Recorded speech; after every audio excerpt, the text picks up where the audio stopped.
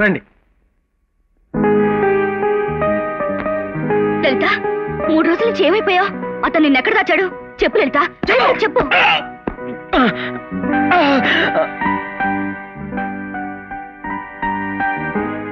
Inspector గారు, ఆయన నన్ను కిడ్నాప్ చేయలేదు. అది నా ఇష్టానుసారంగానే జరిగింది.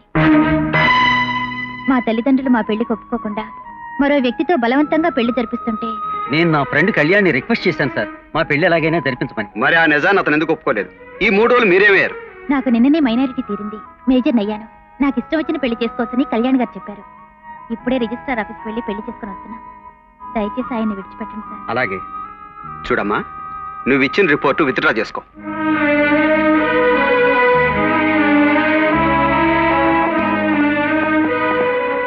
అన్నయ్య, నాకు సొంత అన్నయ్య ఉన్నా కూడా ఇంత సాహసం త్యాగం చేసుండేవాడు కాదేమో. నువ్వు నాకు అన్నయ్యవే కాదు, మా పాలిటి దేవుడివి కూడా. మమ్మల్ని దీవించన్నయ్యా. 1000 అబద్ధాలాడైనా ఒక పెళ్లి చేయాలన్నారు పెద్దలు. 1000 దెబ్బలు తినైనా మీకు పెళ్లి చేయాలనుకున్నాను నేను. ఏమైనా కొత్త దంపతులు ఇలా కన్నీళ్ళు పెట్టకూడదు. I wish you A happy married life. Enjoy your self. పద బ్రహ్మ.